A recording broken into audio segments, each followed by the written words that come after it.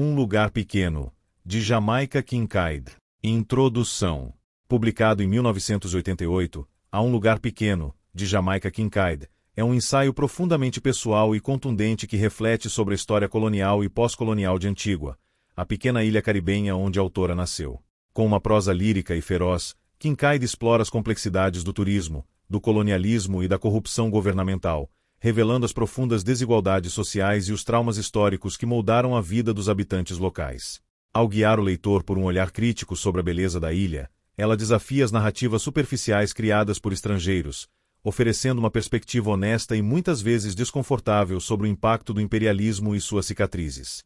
Uma obra breve, mas poderosa, Um Lugar Pequeno é ao mesmo tempo uma celebração e um lamento, convocando o leitor a reavaliar as implicações éticas de suas próprias percepções e ações.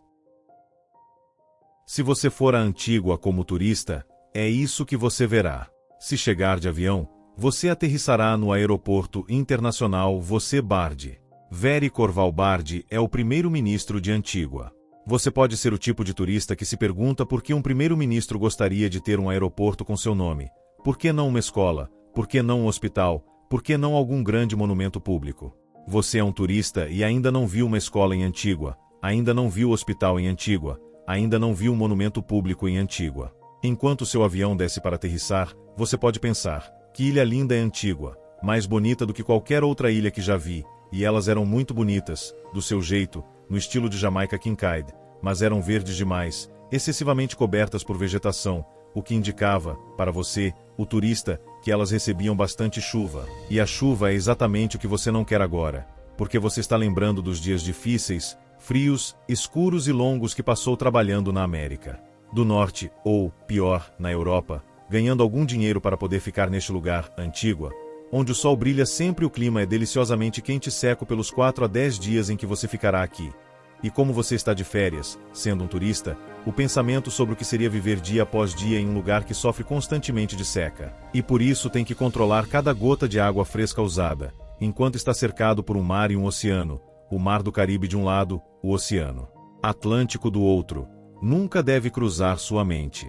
Você sai do avião, passa pela imigração.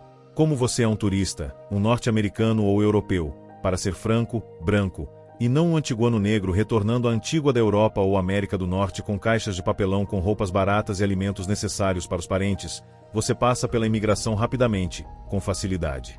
Suas malas não são revistadas. Você sai da imigração para o ar quente e limpo, imediatamente se sente purificado, imediatamente se sente abençoado, o que significa especial, você se sente livre. Você vê um homem, um taxista, pede para ele levá-lo ao seu destino, ele lhe dá um preço. Você pensa imediatamente que o preço está em moeda local, pois você é um turista e está familiarizado com essas coisas, taxas de câmbio, e se sente ainda mais livre, porque tudo parece tão barato, mas então seu motorista acaba dizendo, em dólares americanos. Você pode dizer, você tem uma tabela formal que lista preços oficiais e destinos? Seu motorista obedece à lei e mostra a tabela, pedindo desculpas pelo erro incrível que cometeu ao lhe passar um preço de cabeça, que é tão diferente, a seu favor, do que está listado. Você é levado ao seu hotel por esse taxista em seu táxi, um veículo novo, feito no Japão. A estrada por onde você viaja é uma estrada muito ruim, precisando urgentemente de reparos. Você está se sentindo maravilhoso, então diz, que mudança maravilhosa essas estradas ruins em comparação com as ótimas rodovias que estou acostumado na América do Norte. Ou, pior, na Europa. Seu motorista é imprudente. Ele é um homem perigoso que dirige no meio da estrada quando acha que não há carros vindo na direção oposta, ultrapassa outros carros em curva cega subindo a colina, dirige a 60 milhas por hora em estradas estreitas e sinuosas, quando a placa de sinalização, uma coisa enferrujada e desgastada, sobrando desde os tempos coloniais, diz 40 milhas por hora. Isso pode assustá-lo, você está de férias, você é um turista. Isso pode excitá-lo, você está de férias, você é um turista. Embora se você for de Nova York pegar táxis, já esteja acostumado com esse estilo de direção. A maioria dos taxistas de Nova York vem de lugares do mundo como este. Você está olhando pela janela, porque quer aproveitar ao máximo o seu dinheiro. Nota que todos os carros que vê são novos ou quase novos, e que todos são feitos no Japão. Não há carros americanos em Antígua, pelo menos, não novos, nenhum fabricado nos últimos 10 anos. Você continua olhando os carros e pensa consigo mesmo: ora, eles parecem novos, mas fazem um som terrível, como um carro velho, um carro muito velho e deteriorado. Como explicar isso? Bem, possivelmente seja porque eles usam gasolina com chumbo nesses carros novos, cujos motores foram projetados para usar. Você observa atentamente o carro, vê que é um modelo de um carro japonês que você hesitaria em comprar. É um modelo muito caro. É um modelo bastante impraticável para uma pessoa que tem que trabalhar tanto quanto você e que vigia cada centavo que ganha para poder pagar pelas férias em que está. Como eles conseguem arcar com um carro desses? E eles moram em uma casa luxuosa para combinar com um carro desse tipo? Bem, não. Você ficará surpreso ao ver que, provavelmente, a pessoa dirigindo esse carro novíssimo cheio de gasolina errada mora em uma casa que, em comparação, está bem abaixo do status do carro. E se você perguntasse o porquê, lhe diriam que os bancos são incentivados pelo governo a oferecer empréstimos para carros, mas empréstimos para casas não são tão facilmente acessíveis. E se você perguntar novamente o porquê, lhe dirão que as duas principais concessionárias de carros em Antigua são, em parte ou inteiramente, de propriedade de ministros do governo. Gasolina sem chumbo. Mas você não deve perguntar à pessoa que está dirigindo o carro se isso é verdade, porque ela nunca ouviu falar de gasolina sem chumbo. Você observa atentamente o carro, vê que é um modelo de um carro japonês que você hesitaria em comprar. É um modelo muito caro. É um modelo bastante impraticável para uma pessoa que tem que trabalhar tanto quanto você e que vigia cada centavo que ganha para poder pagar pelas férias em que está. Como eles conseguem arcar com um carro desses? E eles moram em uma casa luxuosa para combinar com um carro desse tipo? Bem, não. Você ficará surpreso ao ver que, provavelmente, a pessoa dirigindo esse carro novíssimo cheio de gasolina errada mora em uma casa que, em comparação, está bem abaixo do status do carro. E se você perguntasse o porquê, lhe diriam que os bancos são incentivados pelo governo a oferecer empréstimos para carros, mas empréstimos para casas não são tão facilmente acessíveis. E se você perguntar novamente o porquê, lhe dirão que as duas principais concessionárias de carros em Antigua são, em parte ou inteiramente, de propriedade de ministros do governo. Ah, mas você está de férias e a visão desses carros novinhos, dirigidos por pessoas que podem ou não ter realmente passado no exame de direção, houve um escândalo sobre carteiras de motorista à venda, não realmente despertaria esses pensamentos em você.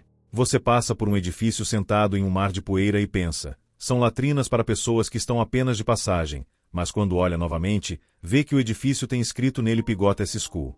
Você passa pelo hospital, o Alberton Hospital, e quão errado você está ao não pensar sobre isso, pois embora você seja um turista em suas férias, e se seu coração começasse a falhar? E se um vaso sanguíneo no seu pescoço se rompesse? E se uma daquelas pessoas dirigindo os carros novíssimos cheios de gasolina errada não conseguisse passar com segurança enquanto subia uma curva e você estivesse no carro indo na direção oposta? Você se sentiria confortado ao saber que o hospital é atendido por médicos que nenhum antiguaniano realmente confia, que os antiguanianos sempre dizem sobre os médicos.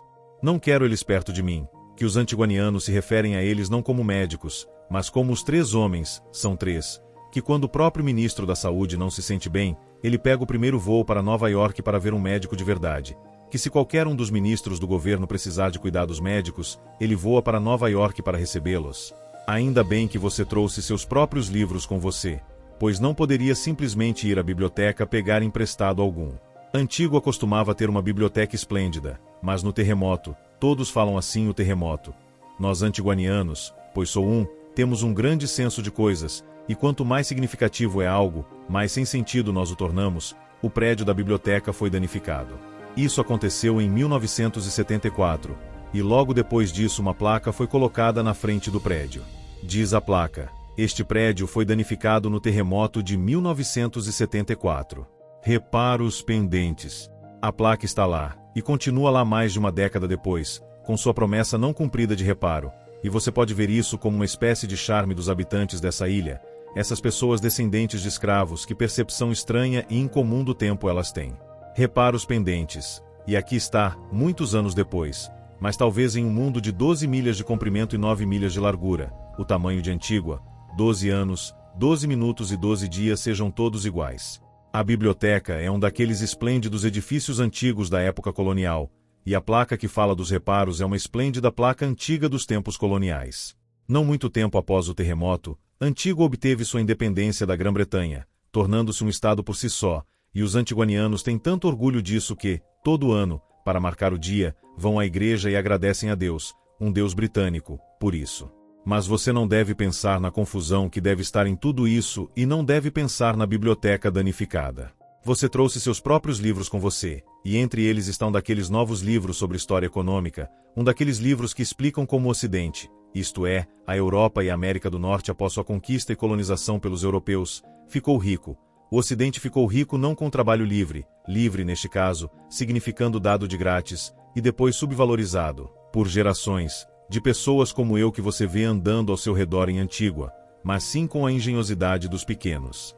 Comerciantes de Sheffield, Yorkshire e Lancashire, ou onde quer que fosse, e como a invenção do relógio de pulso teve grande parte nisso, pois não havia nada que homens nobres não pudessem fazer quando descobriram que poderiam colocar o tempo nos pulsos assim, daquele jeito, não é o cúmulo. Pois não só tivemos que sofrer o inominável da escravidão, mas a satisfação, nós fizemos vocês bastardos ricos, também nos foi tirada. E assim você não deve deixar esse sentimento um tanto engraçado que, às vezes tem sobre exploração, opressão, dominação, se transformar em um desconforto real, um desconforto intenso. Você poderia estragar suas férias. Eles não são responsáveis pelo que você tem. Você não lhes deve nada. Na verdade, você fez um grande favor a eles, e pode fornecer 100 exemplos disso. Pois aqui está você agora, passando pela casa do governo. E aqui está você agora, passando pelo escritório do primeiro-ministro e o edifício do parlamento, e sobre esses, com uma vista esplêndida do porto de St. John, a embaixada dos Estados Unidos. Se não fosse por você, eles não teriam a casa do governo, o escritório do primeiro-ministro, o edifício do parlamento e a embaixada de um país poderoso. Agora você passa por uma mansão, uma casa extraordinária pintada da cor de esterco velho de vaca, com mais antenas e antenas presas a ela do que você verá até mesmo na embaixada dos Estados Unidos. As pessoas que moram nessa casa são uma família de comerciantes que chegaram à Antígua do Oriente Médio há menos de 20 anos. Quando essa família chegou pela primeira vez à Antígua, vendia mercadorias porta a porta de malas que carregavam nas costas. Agora, eles possuem muito de Antígua, emprestam dinheiro regularmente ao governo, constroem enormes, para Antígua, feias, para Antígua, construções de concreto na capital de Antígua, Centejós, que o governo então aluga por enormes somas de dinheiro. Um membro da família é o embaixador de Antígua na Síria. Os antiguanianos os odeiam. Não muito longe dessa mansão está outra mansão, a casa de um traficante de drogas. Todo mundo sabe que ele é traficante de drogas, e se, no momento em que você estivesse passando, ele saísse da porta de sua casa, seu motorista poderia apontá-lo para você como a pessoa notória que ele é, pois esse traficante de drogas é tão rico que as pessoas dizem que ele compra carros por dezenas, 10 desse, 10 daquele e que ele comprou uma casa, outra mansão, perto de Five Islands, com tudo dentro, com o dinheiro que ele carregava em uma mala, $350 mil americanos, e, para surpresa do vendedor da casa, sobrou muito dinheiro em dólares americanos. Com vista para a mansão do traficante de drogas, há ainda outra mansão, e levando a ela está a melhor estrada asfaltada de toda Antígua, até melhor do que a estrada que foi asfaltada para a visita da rainha em 1985. Quando a rainha veio, todas as estradas por onde ela passaria foram renovadas, para que a rainha tivesse a impressão de que andar de carro em Antígua era uma experiência agradável. Nessa mansão mora uma mulher que as pessoas sofisticadas em Antígua chamam de Evita. Ela é uma mulher notória. Ela é jovem, bonita e namorada de alguém muito importante no governo. Evita é notória porque seu relacionamento com esse alto oficial do governo a fez dona de boutiques e propriedades e lhe deu voz nas reuniões do gabinete, além de todos os outros privilégios que tal relacionamento daria a uma jovem e bonita mulher. Ah, mas agora você está cansado de tudo isso e quer chegar ao seu destino, seu hotel, seu quarto. Você anseia por se refrescar. Anseia por comer uma boa lagosta, uma boa comida local. Você toma um banho, escova os dentes, se veste novamente, enquanto se veste, olha pela janela. Aquele mar, você já viu algo assim? Lá longe, até o horizonte, a cor da água é azul marinho. Mais perto, a água tem a cor do céu da América do Norte. Daí até a costa, a água é pálida, prateada, clara, tão clara que você pode ver o fundo de areia rosada e branca. Oh, que beleza! Oh, que beleza! Você nunca viu nada igual. Você está tão empolgado. Respira de forma superficial. Respira fundo. Você vê um belo garoto cortando a água, quase divino, em um windsurfer. Você vê uma mulher incrivelmente pouco atraente, gorda, com a carne semelhante à massa de pastel, desfrutando de uma caminhada na bela areia, acompanhada de um homem, incrivelmente pouco atraente, gordo, com carne semelhante à massa de pastel. Você vê o prazer que eles estão tendo com o que o cerca. Ainda de pé, olhando pela janela, você se vê deitado na praia, aproveitando o sol incrível, um sol tão poderoso e ainda tão bonito, como sempre está sobre você, como se estivesse em guarda permanente, pronto para destruir qualquer nuvem que ouse escurecer e assim despejar chuva sobre você e arruinar suas férias. Um sol que é seu amigo pessoal. Você se vê fazendo uma caminhada nessa praia, você se vê encontrando novas pessoas, mas elas são novas de uma maneira bem limitada, pois são pessoas como você. Você se vê comendo uma comida deliciosa, cultivada localmente. Você se vê. Você não deve se perguntar o que exatamente aconteceu com o conteúdo do seu vaso sanitário quando você o deu à descarga. Você não deve se perguntar para onde foi a água do seu banho quando puxou a tampa. Você não deve se perguntar o que aconteceu quando escovou os dentes. Tudo isso pode acabar na água na qual você está pensando em nadar. O conteúdo do seu vaso sanitário pode, apenas pode, roçar suavemente contra seu tornozelo enquanto você se molha despreocupado na água, pois, veja bem, em Antígua, não há um sistema adequado de esgoto. Mas o Mar do Caribe é muito grande e o Oceano Atlântico é ainda maior. Até mesmo você ficaria surpreso ao saber a quantidade de escravos negros que esse oceano engoliu. Quando você se senta para comer sua deliciosa refeição, é melhor que você não saiba que a maior parte do que está comendo veio de um avião de Miami. E antes de embarcar no avião em Miami, quem sabe de onde veio? Um bom palpite é que veio de um lugar como Antígua, onde foi cultivado a preço de banana, foi para Miami e voltou. Há um mundo de algo nisso, mas não posso entrar em detalhes agora. A coisa que você sempre suspeitou sobre si mesmo, no momento em que se torna um turista, é verdadeira. Um turista é um ser humano feio.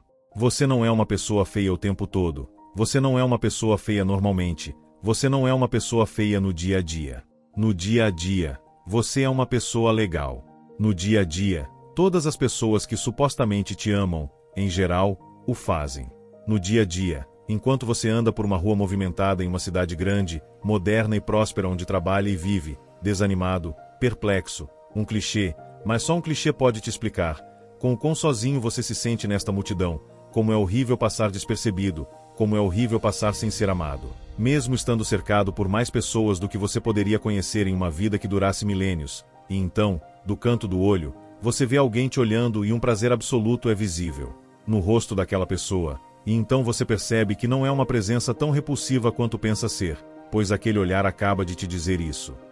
E assim, normalmente, você é uma pessoa legal, uma pessoa atraente, uma pessoa capaz de conquistar o afeto de outras pessoas, pessoas como você, uma pessoa em casa com sua própria pele, mais ou menos, quero dizer, de certa forma, quero dizer, seu desânimo e perplexidade são naturais para você, porque pessoas como você parecem ser assim, e muitas das coisas que pessoas como você acham admiráveis sobre si mesmas, coisas que você pensa, coisas que você acha que realmente definem você parecem estar enraizadas nesses sentimentos, uma pessoa em casa na sua própria casa, e todas as coisas boas da casa, com seu bom quintal, e suas boas coisas de quintal, em casa na sua rua, sua igreja, nas atividades comunitárias, seu trabalho, em casa com sua família, seus parentes, seus amigos, você é uma pessoa completa.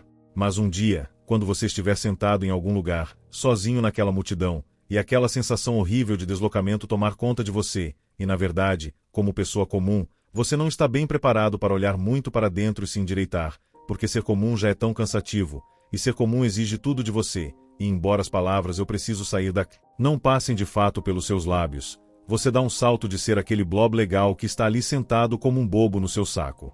Amniótico da experiência moderna para ser uma pessoa visitando montes de morte e ruína e se sentindo viva e inspirada com a visão disso.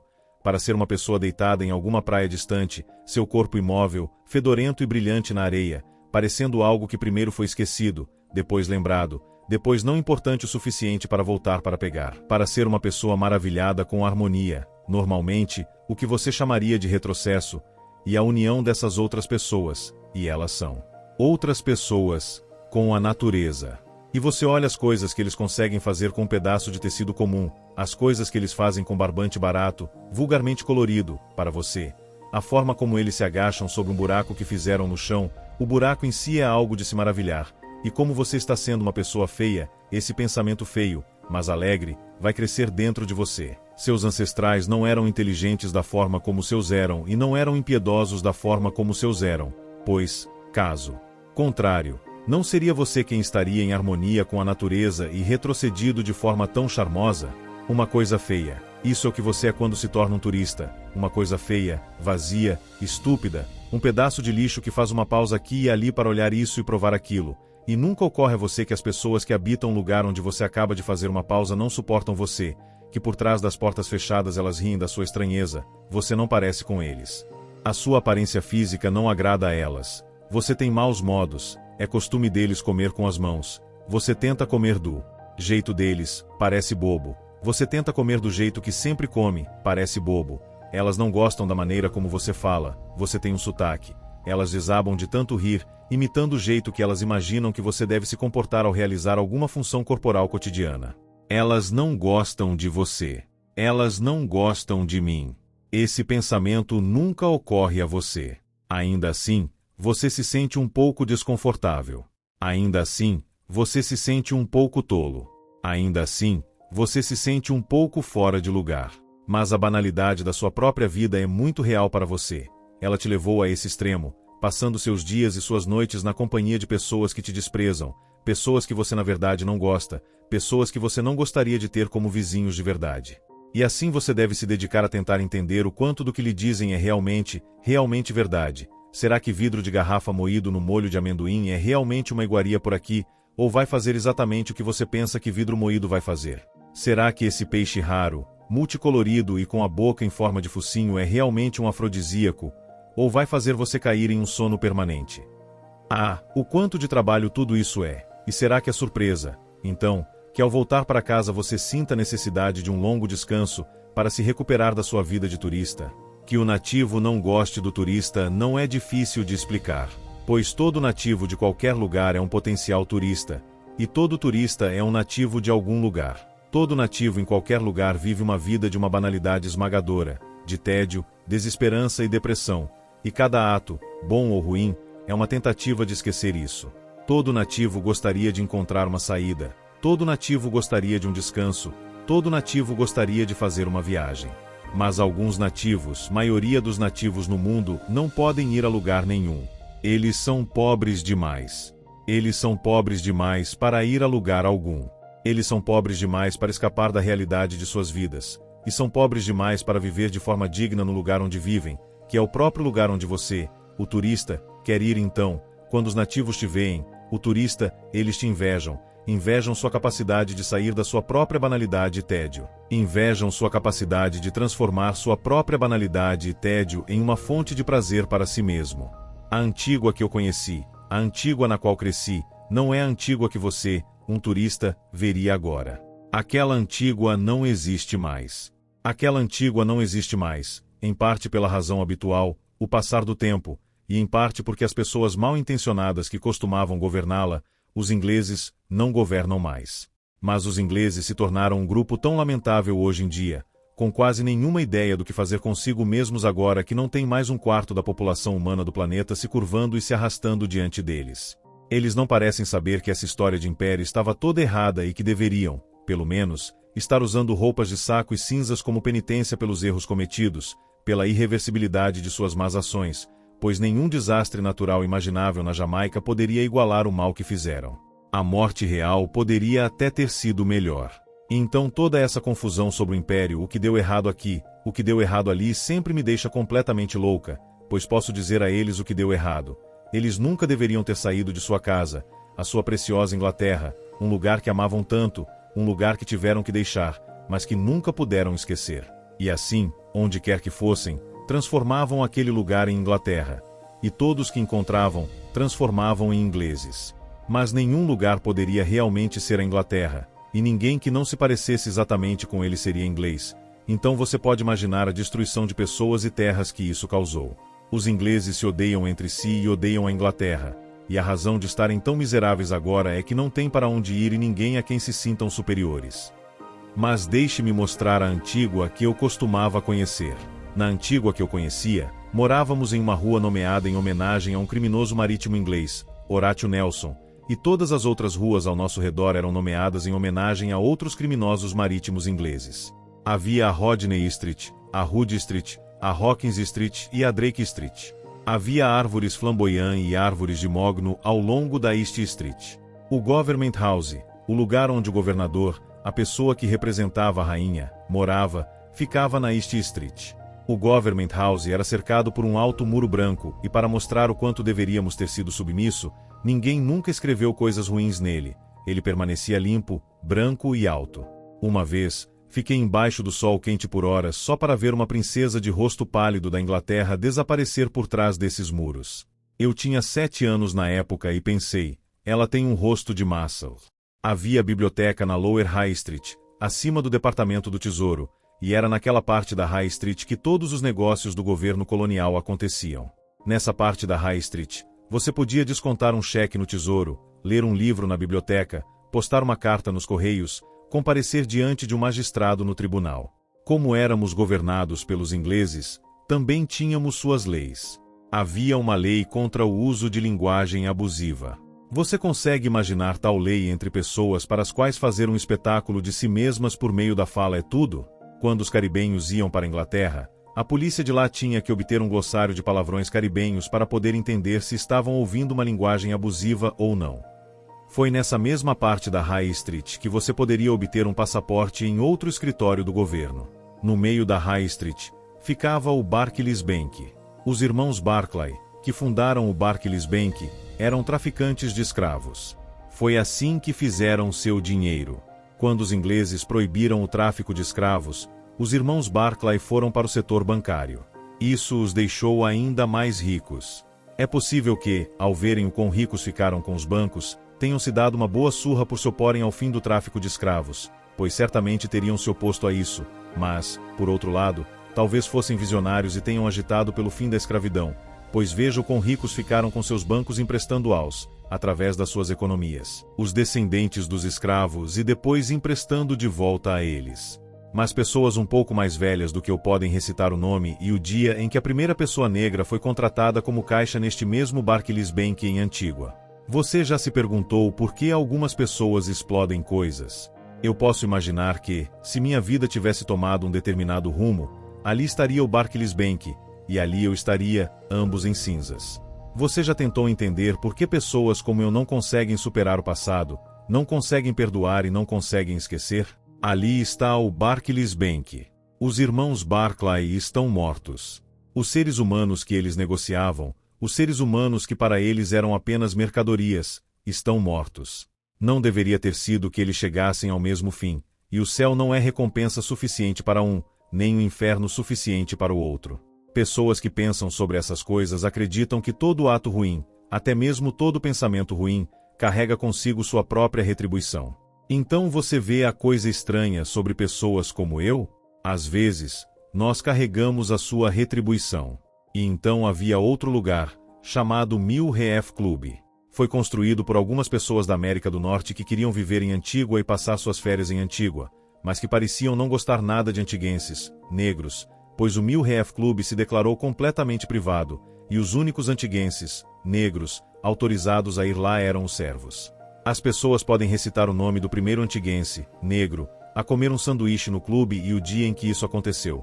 As pessoas podem recitar o nome do primeiro antiguense, negro, a jogar golfe no campo de golfe e o dia em que o evento ocorreu. Naqueles dias, nós, antiguenses, achávamos que as pessoas do Mill Reef Club tinham uma educação tão ruim, como porcos. Estavam se comportando de uma maneira ruim, como porcos. Lá estavam eles, estrangeiros na casa de outra pessoa, e então se recusaram a falar com seus anfitriões ou ter qualquer coisa humana, qualquer coisa íntima, com eles. Acredito que eles ofereciam bolsas de estudo para 1 ou 2 pessoas inteligentes a cada ano para que pudessem ir para o exterior estudar. Acredito que eles doavam dinheiro para instituições de caridade para crianças. Essas coisas deviam ter feito com que se sentissem muito importantes e boas, mas para nós lá estavam eles, porcos vivendo naquele chiqueiro, o Mill Reef Club. E o que estavam fazendo essas pessoas da América do Norte, essas pessoas da Inglaterra, essas pessoas da Europa, com seu mau comportamento, nesta pequena ilha? Pois elas se divertiam se comportando mal, como se houvesse um prazer imensurável em não agir como um ser humano.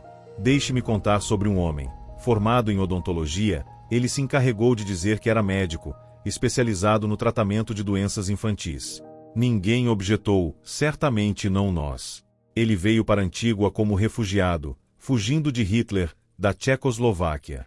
Esse homem nos odiava tanto que mandava sua esposa nos inspecionar antes de sermos admitidos em sua presença, e ela se certificava de que não cheirássemos mal, de que não tivéssemos sujeira sob as unhas, e que nada sobre nós, além da cor da nossa pele, ofendesse o doutor. Eu me lembro de uma vez, quando tive coqueluche e minha condição piorou, minha mãe, antes de me embalar e me levar para ver esse homem, me examinou cuidadosamente para ver se eu não tinha mau cheiro ou sujeira na dobra do meu pescoço, atrás das minhas orelhas. Cada coisa horrível que uma mosca pode fazer era conhecida de cor pela minha mãe, e na sua inocência, ela pensava que ela e o médico compartilhavam a mesma obsessão maluca aos germes. Então havia a diretora de uma escola para meninas, contratada através do escritório colonial na Inglaterra e enviada para Antígua para administrar essa escola, que só na minha geração começou a aceitar meninas nascidas fora do casamento. Em Antígua, nunca havia ocorrido a ninguém que isso fosse uma maneira de manter as crianças negras fora da escola. Essa mulher tinha 26 anos, não muito tempo depois da universidade, era da Irlanda do Norte, e dizia a essas meninas repetidamente para pararem de se comportar como se fossem macacas recém-saídas das árvores.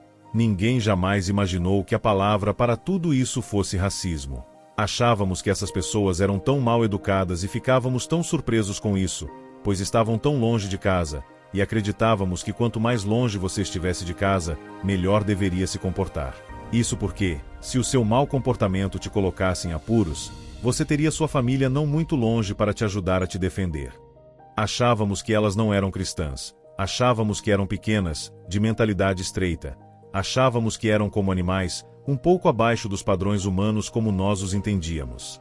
Sentíamos que éramos superiores a todas essas pessoas. Achávamos que talvez os ingleses entre elas que se comportavam assim não fossem ingleses de verdade, pois os ingleses deveriam ser civilizados, e esse comportamento era tanto como de um animal, a coisa que éramos antes de os ingleses nos resgatarem, que talvez não fossem da verdadeira Inglaterra, mas de outra Inglaterra, uma que não conhecíamos, não da Inglaterra de que nos falavam, não da Inglaterra da qual jamais poderíamos fazer parte. A Inglaterra tão distante, a Inglaterra que nem mesmo um barco poderia nos levar, a Inglaterra da qual, não importasse o que fizéssemos, nunca seríamos. Sentíamos que éramos superiores, pois éramos tão mais bem comportados e cheios de graça, e essas pessoas eram tão mal comportadas e tão completamente vazias de graça. Claro que, agora, vejo que o bom comportamento é a postura dos fracos, das crianças. Fomos ensinados os nomes dos reis da Inglaterra. Em Antígua, o 24º de maio era feriado, o aniversário oficial da Rainha Vitória. Não dizíamos a nós mesmos, essa pessoa extremamente antipática já não está morta há anos. Em vez disso, ficávamos felizes por ter um feriado. Uma vez, no jantar, isso aconteceu na minha vida atual, eu estava sentado em frente a um inglês, um daqueles tipos espertos que sabem como administrar as coisas que a Inglaterra ainda produz, mas que agora, com o fim do império, não tem nada para fazer. Eles ficam tão tristes, sentados no monturo de lixo da história. Eu estava recitando minha habitual ladainha de coisas que tenho contra a Inglaterra e os ingleses, e para completar, disse: "E você sabia que tivemos que celebrar o aniversário da Rainha Vitória?" Então ele disse que todo ano, na escola que ele frequentava na Inglaterra, eles marcavam o dia da morte dela. Eu disse: "Bem, além do fato de ela pertencer a vocês, e portanto, tudo o que vocês faziam sobre ela ser adequado, pelo menos vocês sabiam que ela morreu. Então, essa era a Inglaterra para nós, Rainha Vitória e o glorioso dia de seu nascimento, um lugar bonito, um lugar abençoado, uma coisa viva e abençoada, não os indivíduos feios e porcos que encontramos. Não posso dizer o quão furiosa fico ao ouvir pessoas da América do Norte me dizerem o quanto amam a Inglaterra, como a Inglaterra é bonita, com suas tradições. Tudo o que elas veem é alguma pessoa velha e enrugada passando em uma carruagem acenando para uma multidão. Mas o que eu vejo são os milhões de pessoas, das quais sou apenas uma, feitas órfãs, sem terra-mãe, sem terra-pai, sem deuses, sem montes de terra para serem considerados terrenos sagrados, sem excesso de amor que poderia levar às coisas que um excesso de amor às vezes traz, e o pior e mais doloroso de tudo, sem língua. Pois não é estranho que a única língua que eu tenha para falar sobre esse crime seja a língua do criminoso que cometeu o crime. E o que isso pode realmente significar? Pois a língua do criminoso só pode conter a bondade do ato do criminoso. A língua do criminoso pode explicar e expressar o ato apenas do ponto de vista do criminoso. Não pode conter o horror do ato, a injustiça do ato, a agonia, a humilhação infligida a mim. Quando eu digo ao criminoso, isso está errado, isso está errado, isso está errado, ou, esse ato é ruim, e esse outro ato também é ruim, e esse também é muito, muito ruim, o criminoso entende a palavra errado assim. Está errado quando ele não recebe sua parte justa dos lucros do crime que acaba de cometer. Ele entende a palavra ruim assim. Um criminoso colega traiu uma confiança. Isso deve ser a razão pela qual, quando eu digo, estou cheia de raiva, o criminoso pergunta, mas por quê? E quando eu explodo coisas e torno a vida geralmente insuportável para o criminoso, minha vida não é insuportável também? O criminoso fica chocado, surpreso. Mas nada pode apagar minha raiva, nem um pedido de desculpas, nem uma grande quantia de dinheiro, nem a morte do criminoso, pois esse erro nunca poderá ser corrigido, e apenas o impossível pode me acalmar. Pode ser encontrado um jeito de fazer o que aconteceu não ter acontecido? E então veja essa visita prolongada ao ducto biliar que estou fazendo, veja como amargo, como dispéptico é só sentar e pensar sobre essas coisas. Eu frequentei uma escola chamada pelo nome de uma princesa da Inglaterra. Anos e anos depois, li em algum lugar que essa princesa fez sua turnê pelas Índias Ocidentais, que incluiu Antígua, e nessa turnê ela dedicou minha escola.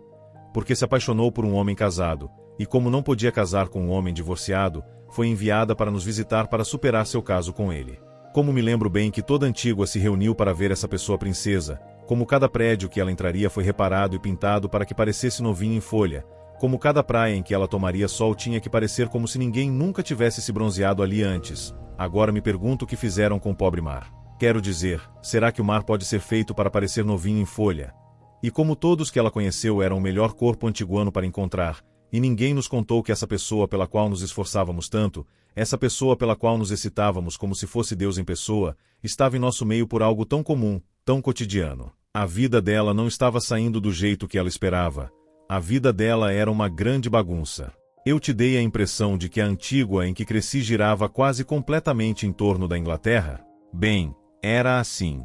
Eu conheci o mundo através da Inglaterra, e se o mundo queria me conhecer, teria que fazer isso através da Inglaterra.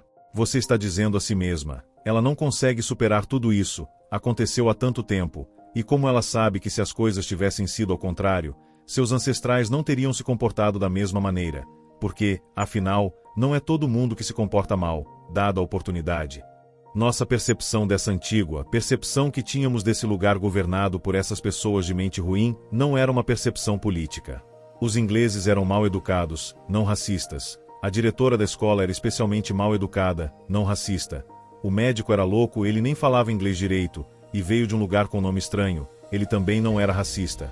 As pessoas do Mill Reef Club eram enigmáticas, porque ir morar em um lugar povoado principalmente por pessoas que você não suporta, não racistas. Você já se perguntou por que todas as pessoas como eu parecem ter aprendido com você apenas como prender e matar umas às outras, como governar mal e como pegar a riqueza de nosso país e colocá-la em contas bancárias na Suíça? Você já se perguntou por que tudo que parece que aprendemos com você é como corromper nossas sociedades e como ser tiranos? Você terá um lugarzinho para aceitar que isso é, em grande parte, sua culpa. Deixe-me mostrar como você nos parecia. Você veio. Você pegou coisas que não eram suas, e nem sequer, por uma questão de aparência, perguntou primeiro. Você poderia ter dito, posso levar isso, por favor? E mesmo que fosse claro para todos que um sim ou não da nossa parte não teria consequência, você teria parecido muito melhor.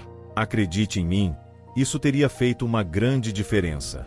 Eu teria que admitir que, pelo menos, você foi educado. Você matou pessoas. Você prendeu pessoas. Você roubou pessoas. Você abriu seus próprios bancos e colocou nosso dinheiro neles. As contas estavam em seu nome. Os bancos estavam em seu nome. Deve ter havido algumas boas pessoas entre vocês, mas elas ficaram em casa. E esse é o ponto. É por isso que elas são boas. Elas ficaram em casa. Mas ainda assim, quando você pensa sobre isso, deve se sentir um pouco triste. As pessoas como eu, finalmente, depois de anos e anos de agitação, fizeram discursos profundamente emocionantes e eloquentes contra a injustiça da sua dominação sobre nós, e então, finalmente, depois que os corpos mutilados de você, Sua esposa e seus filhos foram encontrados em seu belo e espaçoso bangalô à beira da sua plantação de borracha. Encontrados por um dos seus muitos empregados domésticos. Nada disso era seu. Nunca foi, jamais foi seu. Você diz para mim, bem, eu lavo minhas mãos. De todos vocês, estou indo agora e você vai embora, e de longe observa enquanto fazemos a nós mesmos as mesmas coisas que você costumava fazer conosco. E você pode sentir que havia algo mais em você do que isso. Você pode sentir que havia compreendido o significado da era da Ilustração, embora, pelo que vejo, isso tenha lhe feito muito pouco bem. Você amava o conhecimento, e onde quer que fosse, sempre se certificava de construir uma escola, uma biblioteca. Sim, e em ambos esses lugares você distorceu ou apagou minha história e glorificou a sua própria. Mas, então novamente, talvez enquanto você observa o desastre em que agora eu existo, a ruína completa que eu digo ser minha vida, talvez você esteja se lembrando que sempre sentiu que pessoas como eu não conseguem administrar as coisas. Pessoas como eu nunca entenderão a ideia de produto nacional bruto. Pessoas como eu nunca serão capazes de tomar o comando de algo que o mais simplório entre vocês pode dominar. Pessoas como eu nunca entenderão a noção de governo pela lei. Pessoas como eu realmente não conseguem pensar em abstrações. Pessoas como eu não podem ser objetivas. Nós tornamos tudo tão pessoal. Você esquecerá seu papel em todo o esquema, que a burocracia é uma das suas invenções, que o produto nacional bruto é uma das suas invenções, e todas as leis que você sabe misteriosamente favorecem você. Você sabe por que pessoas como eu têm vergonha de ser capitalistas? Bem, é porque nós, por tanto tempo quanto conhecemos você, fomos o capital, como fardos de algodão e sacos de açúcar, e você era o capitalista comandante e cruel, e a memória disso é tão forte, a experiência tão recente, que não conseguimos nos convencer a abraçar essa ideia que você tanto valoriza. Quanto ao que éramos antes de te conhecer, já não me importo. Nenhum período de tempo sobre o qual meus ancestrais exerceram domínio, nenhuma documentação de civilizações complexas, me conforta. Mesmo que eu realmente tenha vindo de pessoas que viviam como macacos nas árvores, era melhor ser isso do que o que aconteceu comigo, o que me tornei depois de te conhecer. E assim, você pode imaginar como eu me senti quando, um dia, em Antígua, de pé na Market Street, olhando para um lado e para o outro, me perguntei, será que Antígua, agora autogovernada, é um lugar pior do que era quando era dominada pelos ingleses de mente perversa e todas as coisas de mente perversa que eles trouxeram com eles? Como é que Antígua chegou a um estado em que eu teria que me perguntar isso? Pois a resposta nos lábios de todos os antiguãs à pergunta, o que está acontecendo aqui agora? É o governo é corrupto. Eles são ladrões. Eles são grandes ladrões. Imagine, então, a amargura e a vergonha que sinto ao contar isso. Eu estava de pé na Market Street, em frente à biblioteca. A biblioteca. Mas por que a biblioteca está na Market Street? Eu me perguntava. Porque o velho prédio que foi danificado no famoso terremoto de anos atrás, o prédio que tem a legenda "Este prédio foi danificado no terremoto de 1974. Reparos pendentes. Não foi consertado e a biblioteca colocada de volta no lugar onde costumava estar? Ou, por que, anos depois que o terremoto danificou o velho prédio da biblioteca, uma nova biblioteca não foi construída? Por que a biblioteca fica acima de uma loja de secos e molhados, em um velho prédio de tijolos de cimento deteriorado? Ah, você pode estar se perguntando, por que ela está tão abalada com o que se tornou a biblioteca? Por que ela acha que isso é um bom exemplo de corrupção, de coisas que deram errado? Mas se você visse a antiga biblioteca, situada como estava, em um grande prédio de madeira pintado de um tom de amarelo que é bonito para pessoas como eu, com sua ampla varanda, suas grandes janelas sempre abertas, suas fileiras e fileiras de prateleiras cheias de livros, suas belas mesas e cadeiras de madeira para sentar e ler, se você pudesse ouvir o som de seu silêncio. Pois o silêncio nessa biblioteca era um som por si só, o cheiro do mar, que estava a um passo de distância, o calor do sol, nenhum prédio podia nos proteger disso, a beleza de nós sentados lá como comunhantes em um altar, absorvendo, repetidamente, o conto de fadas de como nos conhecemos, seu direito de fazer as coisas que fez, como você era, é e sempre será. Se você pudesse ver tudo isso em um só olhar, você entenderia por que meu coração se quebra com a pilha de esterco que agora passa por biblioteca em Antígua. O lugar onde a biblioteca está agora, acima da loja de secos e molhados, no velho prédio de concreto deteriorado, é pequeno demais para comportar todos os livros do antigo prédio, e então a maioria dos livros, em vez de estarem em suas boas prateleiras, descansando confortavelmente, esperando para me familiarizar com você em toda sua grandeza, estão em caixas de papelão em uma sala, acumulando bolor, ou poeira, ou ruína.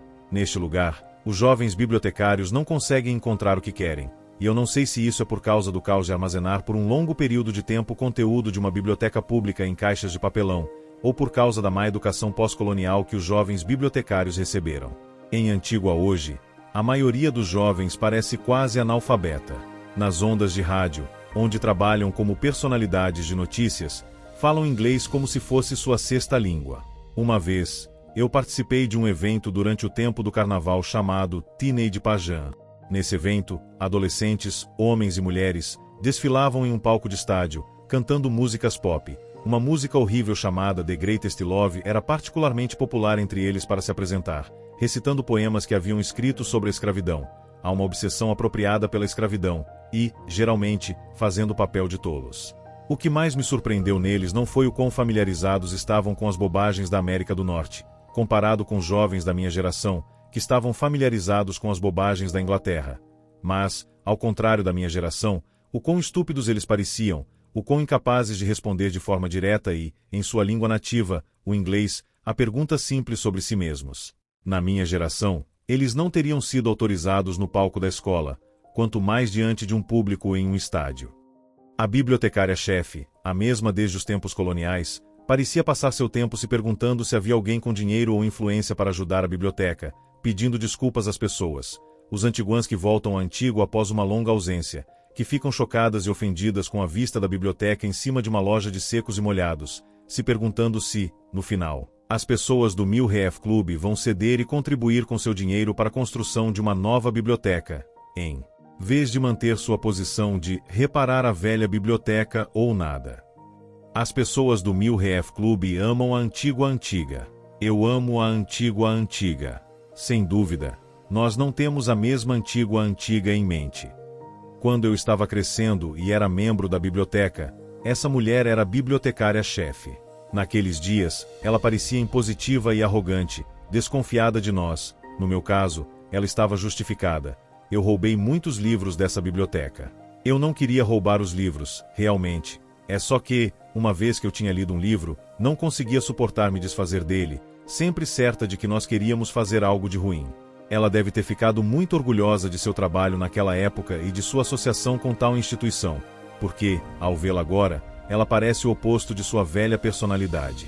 Eu ia àquela biblioteca toda tarde de sábado. A última parada na minha rodada de coisas para fazer nas tardes de sábado, eu deixava isso por último, pois era a coisa que mais gostava de fazer. E sentava para olhar livros e pensar sobre a miséria de ser eu mesma. Eu era uma criança, e o que é uma criança senão alguém cheia de si mesma? Em quem eu amava, em quem eu não amava, em quem eu só gostava, e assim por diante. Acho que por volta dos 9 anos de idade eu tinha lido todos os livros da seção infantil. Era uma coleção muito pequena. E então eu tinha que usar o cartão da biblioteca da minha mãe para pegar livros na seção adulta.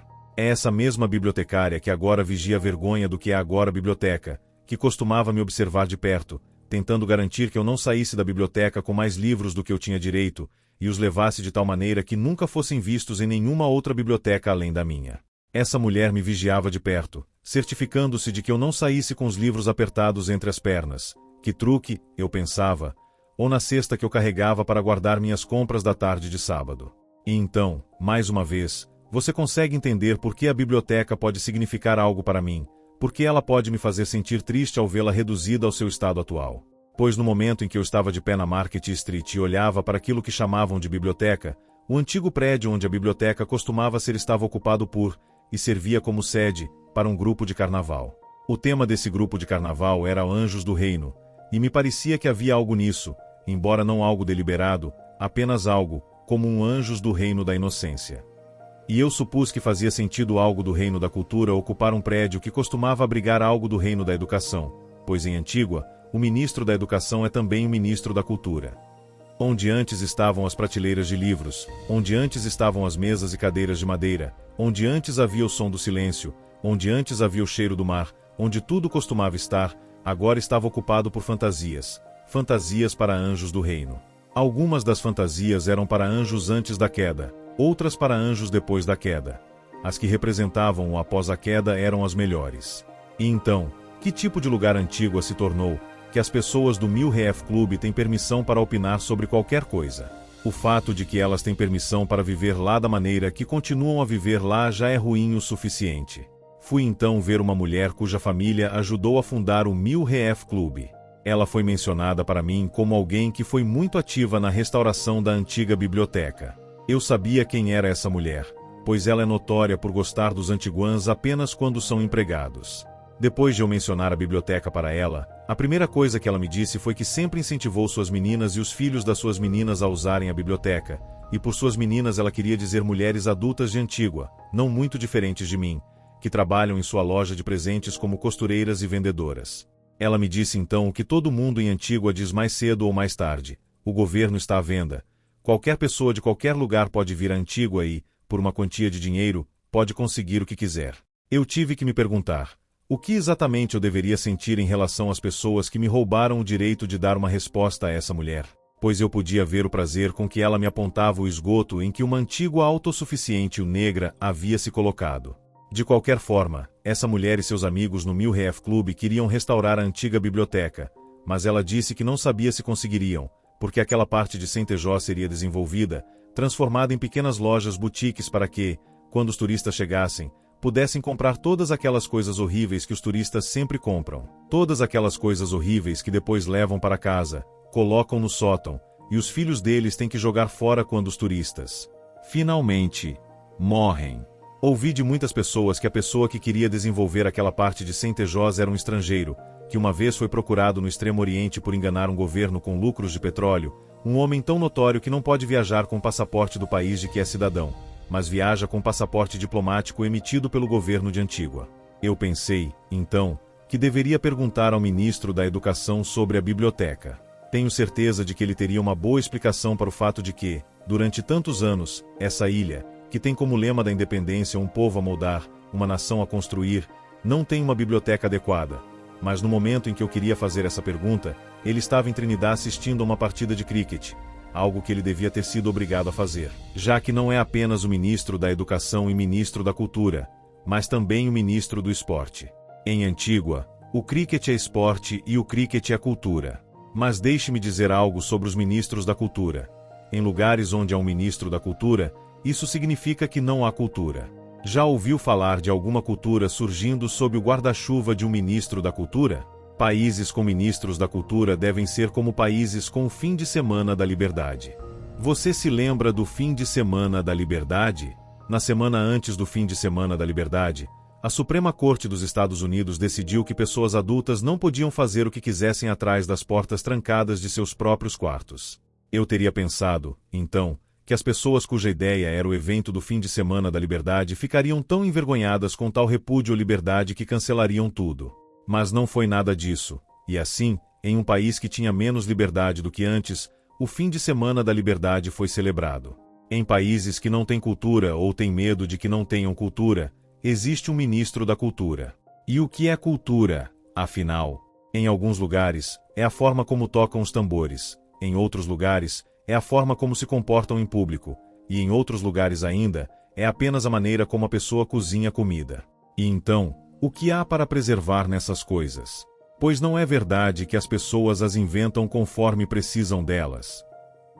Eu suponho que foi até bom que o ministro da Cultura não estivesse em Antígua naquela hora, pois eu não sabia como esse homem reagiria a mim ou a qualquer coisa que eu dissesse. Acontece que em Antígua minha mãe é bastante notória por suas opiniões políticas. Ela é quase dolorosamente franca, incapaz de guardar para si qualquer pensamento que tenha sobre qualquer coisa, e ela tem muitos pensamentos sobre quase tudo. Minha mãe, em um tempo, foi uma apoiadora do segundo partido político bem-sucedido que Antígua já teve. Nos anos em que os antiguenses vêm elegendo governos, apenas uma vez eles elegeram um partido político diferente do partido atualmente no poder.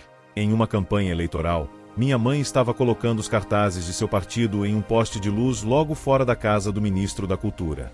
Quando o ministro, ouvindo um grande alvoroço, minha mãe só faria isso com um grande alvoroço, saiu e viu que era minha mãe, ele disse, talvez para o ar, o que ela está fazendo aqui? E a isso minha mãe respondeu, eu posso ser uma ela, mas sou uma boa ela. Não alguém que rouba selos de Redonda. O que isso significava para o ministro da Cultura minha mãe não me contou, mas fez o ministro virar e voltar para dentro de sua casa sem dar resposta. Redonda é uma rocha estéril no Mar do Caribe, na verdade, mais próxima das ilhas de Montserrat e Neves do que de Antígua, mas por razões conhecidas apenas pela pessoa inglesa que fez isso, Redonda e as ilhas de Barbuda e Antígua são todas agrupadas como um único país. Quando os antiguenses falam sobre a nação, e dizem a nação sem ironia, estão se referindo à ilha de Antígua, de 9 por 12 milhas, com seca constante. Estão se referindo a Barbuda, uma ilha ainda menor que Antígua. Barbuda foi originalmente povoada por uma família da Inglaterra chamada Condrington. Essa família se especializou em criar grupos especiais de negros, que depois vendiam como escravos. E estão se referindo a uma pequena rocha estéril, onde só vivem pássaros bob, Redonda. Uma vez houve um escândalo sobre os selos emitidos para Redonda. Muito dinheiro foi feito com esses selos, mas ninguém parece saber quem ficou com o dinheiro ou onde os selos realmente acabaram. De onde vêm todos esses selos, com toda a sua coloridão, de onde eles vêm? Quero dizer, de quem foi a ideia? Antígua não tem um designer de selos na folha de pagamento do governo. Não há um prédio que abrigue os corantes e o papel nos quais os selos são impressos. Não há um departamento de impressão. Então, quem decide imprimir selos comemorando o aniversário da Rainha da Inglaterra? Quem decide comemorar o aniversário do Mickey Mouse?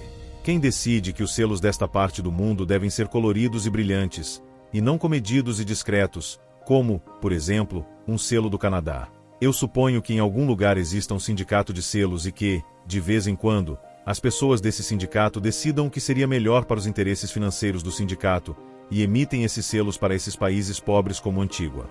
Em dessa cidade, as pessoas cultivam pequenos eventos.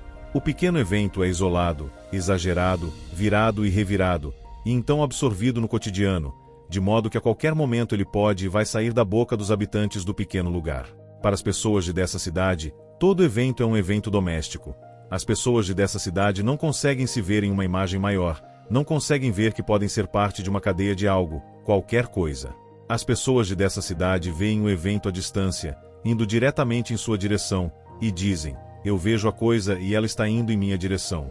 As pessoas de dessa cidade então experimentam o evento como se ele estivesse em cima de suas cabeças, seus ombros, e isso a sobrecarrega, esse enorme fardo que é o evento, de modo que elas não conseguem respirar corretamente e não conseguem pensar corretamente e dizem, essa coisa que estava vindo em minha direção agora está em cima de mim, e vivem assim, até que eventualmente absorvem o evento e ele se torna parte delas, parte de quem e do que elas realmente são, e elas estão completas dessa forma até que outro evento chegue e o processo comece novamente. As pessoas de dessa cidade não conseguem dar um relato exato, um relato completo de si mesmas. As pessoas de dessa cidade não conseguem dar um relato exato, um relato completo dos eventos, pequenos, embora possam ser. Isso não pode ser condenado a elas. Um relato exato, um relato completo de qualquer coisa, em qualquer lugar, não é possível. A hora do dia, o dia do ano em que alguns navios partem é um pequeno detalhe em qualquer imagem, qualquer história. Mas a própria imagem, a própria história dependem de coisas que nunca, jamais podem ser definidas. As pessoas de dessa cidade não podem ter interesse no exato, ou na completude, pois isso exigiria um pesar cuidadoso, uma consideração cuidadosa, um julgamento cuidadoso, um questionamento cuidadoso. Exigiria a invenção de um silêncio, dentro do qual essas coisas poderiam ser feitas. Exigiria uma reconsideração, um ajuste, na maneira como entendem a existência do tempo. Para as pessoas de dessa cidade, a divisão do tempo em passado, presente e futuro não existe. Um evento que ocorreu há 100 anos pode ser tão vívido para elas quanto se estivesse acontecendo neste exato momento. E então, um evento que está ocorrendo neste exato momento pode passar diante delas com tanta fraqueza que é como se tivesse acontecido há 100 anos. Nenhuma ação no presente é uma ação planejada com uma visão de seu efeito no futuro. Quando o futuro, com seus próprios eventos, chega, sua ancestralidade então rastreada em um retrospecto quase em transe, no final do qual, com a boca e os olhos arregalados de espanto, as pessoas de dessa cidade se revelam como crianças que estão sendo mostradas os segredos de um truque de mágica. Em Antígua, as pessoas falam da escravidão como se tivesse sido um desfile cheio de grandes navios navegando em águas azuis, os grandes navios cheios de carga humana seus ancestrais. Eles desembarcaram, foram forçados a trabalhar sob condições cruéis e desumanas, foram espancados, foram mortos, foram vendidos, seus filhos foram tirados deles e essas separações duraram para sempre. Houve muitas outras coisas ruins, e então, de repente, tudo isso acabou em algo chamado emancipação. Depois falam da emancipação em si como se tivesse ocorrido ontem, e não há mais de 150 anos. A palavra emancipação é usada com tanta frequência, é como se ela, emancipação, fosse um acontecimento contemporâneo, algo com que todos estão familiarizados. E talvez haja algo nisso, pois uma instituição que é frequentemente celebrada em Antígua é a Escola de Formação de Hotelaria, uma escola que ensina os antiguenses a serem bons serviçais, a serem um bom ninguém, que é o que um serviçal é. Em Antígua, as pessoas não conseguem ver uma relação entre sua obsessão com a escravidão e a emancipação e sua celebração da Escola de Formação de Hotelaria. As cerimônias de formatura são transmitidas pelo rádio e pela televisão. As pessoas não conseguem ver uma relação entre sua obsessão com a escravidão e a emancipação e o fato de serem governadas por homens corruptos, ou que esses homens corruptos entregaram seu país a estrangeiros corruptos. Os homens que governam Antígua chegaram ao poder em eleições abertas e livres. Nos relatos sobre a captura e escravização de negros, quase nenhum escravo menciona quem o capturou e entregou a ele ou a ela ao mestre europeu. Nos relatos sobre seu governo corrupto, os antiguenses se esquecem de dizer que, em 20 anos de uma forma ou outra de autogoverno, eles, com uma exceção de 5 anos, colocaram no poder o governo atual. Antígua é dessa cidade. Antígua é um lugar muito pequeno. Em Antígua, não só o evento é transformado em cotidiano, mas o cotidiano é transformado em evento. Aqui está um exemplo. Em um sábado, no mercado, duas pessoas que, até onde sabem, nunca se encontraram antes, colidem acidentalmente. Essa colisão acidental leva a uma enorme briga ou um drama, na verdade, em que as duas pessoas ficam em extremos opostos de uma rua e gritam insultos uma para a outra a plenos pulmões. Esse evento logo se torna cotidiano, pois toda vez que essas duas pessoas se encontram novamente, às vezes por acidente, outras vezes de propósito, os gritos e os insultos começam. Mas o evento transformado em cotidiano e o cotidiano transformado em evento não permanecem em um estado fixo de evento e cotidiano. Eles vão e voltam, trocando de lugar, e o status deles de dia para dia depende de toda sorte de tonalidades internas e colorações internas, e as forças que manipulam essas tonalidades internas e essas colorações internas são mantidas deliberadamente misteriosas e desconhecidas. E não será o fato de não saberem porque são como são, porque fazem as coisas que fazem, porque vivem da maneira que vivem e no lugar onde vivem, porque as coisas que lhes aconteceram, que leva essas pessoas a uma relação diferente com o mundo, uma relação mais exigente, uma relação na qual elas não são vítimas o tempo todo de cada má ideia que passa pela cabeça do mundo? E não será o fato de não saberem porque são como são e porque fazem o que fazem que colocará no devido lugar o cotidiano e o evento, para que enormes quantidades de energia não sejam desperdiçadas no trivial, enquanto o substancial e o importante são reunidos, de forma habilidosa, em uma história visual. Ele fez isso e depois fez aquilo. Olho para este lugar, olho para essas pessoas, e não consigo dizer se fui criado e por isso venho de crianças, eternos inocentes, ou artistas que ainda não encontraram destaque em um mundo muito estúpido para entender, ou lunáticos que criaram seu próprio manicômio, ou uma combinação requintada de todos os três. Pois é em uma voz que sugere os três que dizem: aquele grande hotel novo é um refúgio para tráfico de drogas. O hotel tem seu próprio ponto de entrada, então barcos carregando sua carga de drogas podem entrar e sair quando quiserem. A baía onde o novo hotel está situado costumava ter os melhores views do mundo, mas onde foram parar todos? Embora todas as praias em Antígua sejam, por lei, praias públicas, os antiguenses não têm permissão para ir às praias deste hotel. Eles são parados na porta pelos seguranças, e logo as melhores praias de Antígua serão fechadas para os antiguenses. Uma concessionária de carros japoneses, uma das maiores concessionárias de carros japoneses entre as fronteiras do Canadá e da América do Sul, leva o nome de um cidadão sírio, mas alguns ministros do governo têm ações nela, e é por isso que todos os veículos do governo são daquela marca particular de carros japoneses. Todos os inspetores de aduana têm como veículo particular aquela marca de carro japonês, e um modelo luxuoso, por sinal. Todo ano, os inspetores de aduana recebem os modelos mais recentes. Alguns outros ministros do governo também entraram no negócio de importação de carros japoneses, e se algum dia se encontrarem na posição certa, mudarão os veículos do governo para a marca de carro japonês que sua empresa importa. Os postes de utilidade não só sustentam os fios elétricos e telefônicos que os postes de utilidade geralmente sustentam, eles também carregam a fiação mais pesada para a televisão a cabo. Os serviços de eletricidade e telefone são de propriedade do governo. O serviço de televisão a cabo é de propriedade de um ministro do governo, filho do primeiro-ministro. Os postes de utilidade são velhos e podres, e se curvam e caem sob o peso dos fios e cabos.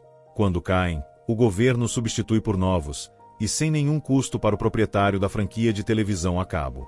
Alguns ministros do governo abriram seus próprios negócios. O principal cliente desses negócios é o próprio governo. O governo então declara que somente aquela empresa pode ser licenciada para importar a mercadoria que o negócio vende. Um grande esforço é feito para esconder quem são os proprietários desses negócios. Pessoas próximas ao primeiro-ministro administram abertamente uma das maiores casas de prostituição em Antígua. Alguns bancos offshore são fachadas para pessoas suspeitas que escondem dinheiro adquirido através de negócios com drogas ou outras formas ilícitas de adquirir dinheiro. Embora pareça ser verdade que em Antígua todas as formas de adquirir grandes quantias de dinheiro são formas ilícitas.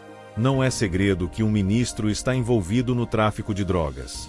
Esse ministro e outro ministro do governo se beneficiam dos bancos offshore, com seus depósitos ilegais. Esses bancos offshore são populares nas Índias Ocidentais. Só o turismo em si é mais importante.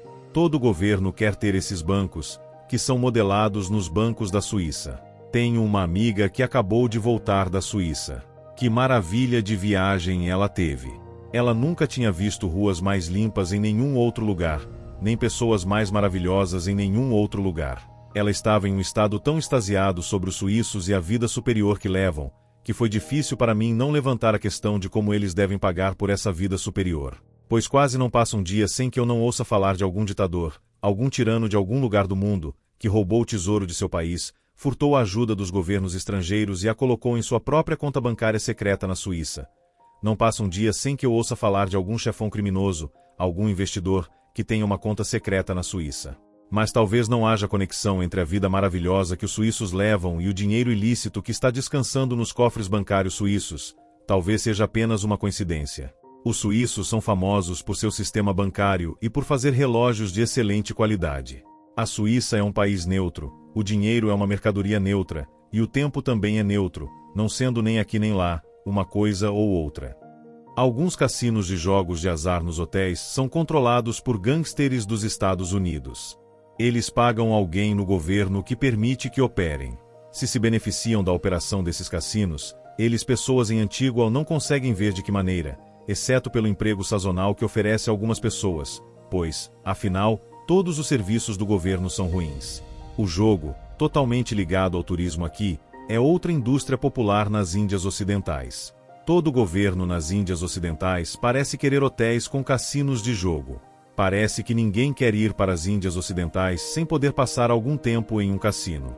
Uma vez ouvi um homem de fala semiliterata na rádio Montserrat repreendendo as pessoas, principalmente clérigos, que eram contra a abertura de cassinos de jogo na ilha de Montserrat. Ele disse que quando o povo de Montserrat estava com fome, não olhava para a igreja em busca de comida, ou para aquelas outras pessoas que eram contra os cassinos, mas sim para o governo, e por isso ele tinha que encontrar uma maneira de alimentá-los. É possível que se alguém tivesse dito a ele que a operação de cassinos de jogo em hotéis nas Índias Ocidentais parece alimentar, de maneira bem grande, todos os envolvidos com eles, exceto as pessoas que ele tinha em mente, isso faria pensar. Eu não sei. No final do programa, o locutor identificou esse homem como o chefe de governo de Montserrat.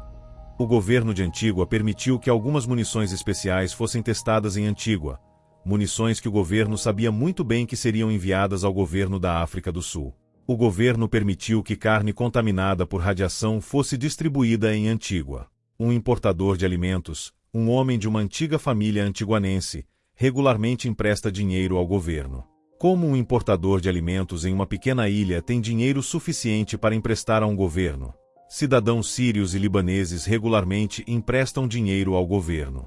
Cidadãos sírios e libaneses possuem grandes quantidades de terra em Antígua, e nas terras que possuem no interior, constroem condomínios que depois vendem, preços cotados em dólares norte-americanos, para norte-americanos e europeus. O estilo de construção de condomínios, feio em qualquer clima, é especialmente feio em dessa cidade e quente. Imagine essas estruturas de concreto, em forma de caixa, empilhadas umas contra as outras como se fossem mercadorias enlatadas em uma loja com prateleiras pequenas demais, com vista para uma extensão de água do mar em 3 diferentes tons de azul. É verdade, os condomínios degradam tudo ao redor. Os sírios e libaneses possuem grandes quantidades de propriedades comerciais em Antígua. Eles constroem grandes prédios de concreto, e então o governo de Antígua aluga todo o espaço nesses prédios. Por que o governo de Antígua não constrói seus próprios edifícios públicos? Qual é o real juros pagos por esses empréstimos feitos ao governo? E os empréstimos são feitos ao governo ou na verdade são feitos a pessoas no governo, mas cobrados ao governo? Qual é o valor real do aluguel pago aos sírios e libaneses proprietários? Pois ninguém acredita na soma indicada, mesmo que seja bem alta. Para alguns dos espaços alugados, o aluguel já pago poderia ter comprado o prédio, a biblioteca na Market Street, muitas vezes. No diretório telefônico de Antígua, os sírios e libaneses possuem mais endereços de negócios e números de telefone do que qualquer outro sobrenome listado. O embaixador de Antígua na Síria é membro de uma família síria. Isso faz sentido. Ele fala sírio. Mas por que Antígua precisa de um embaixador na Síria? Os sírios e libaneses são chamados de estrangeiros, embora a maioria deles tenha adquirido a cidadania antiguanense. Norte-americanos e europeus não são estrangeiros, eles são brancos. Todo mundo está acostumado com pessoas brancas. Os sírios e libaneses não são pessoas brancas. Eles não têm instituições culturais em Antígua, nem mesmo um restaurante. Os sírios e libaneses parecem saber que, a qualquer momento, podem ser convidados a partir, e talvez eles estejam certos, pois quem sabe como tudo vai terminar. O corpo da irmã de um cantor de calipso foi encontrado, com a cabeça cortada, perto da base do exército dos Estados Unidos na ilha.